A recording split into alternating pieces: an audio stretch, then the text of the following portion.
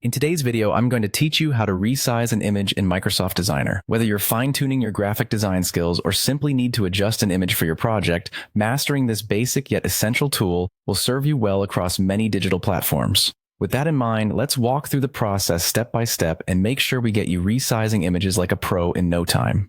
First, you'll need to go to Microsoft Designer and log in with your credentials. If you don't have an account yet, you would want to create one to get started. Logging in will give you access to all the available features and tools that Microsoft Designer has to offer. Once you're all set and logged in, you'll be greeted with an interface that allows you to dive right into your creative projects. Next, you have the option to open a new project or select an existing design that you want to work on. If you're starting from scratch, you can click on New Project, which will open up a blank canvas where your creativity can flow.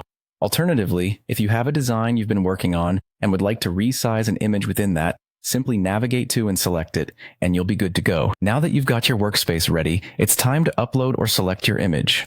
If it's an image from your device, use the Upload button and choose the image file you wish to resize.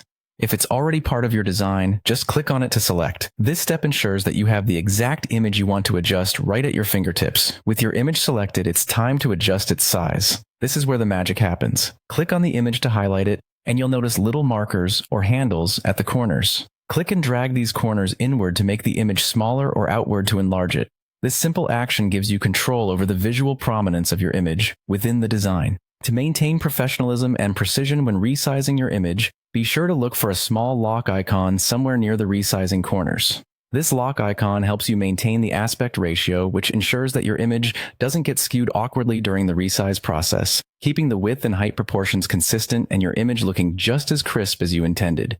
And there you have it. You've successfully learned how to resize an image in Microsoft Designer. Remember, practice makes perfect, so don't hesitate to revisit this process and try resizing a few different images to really get comfortable with it. Thanks for watching, and happy designing.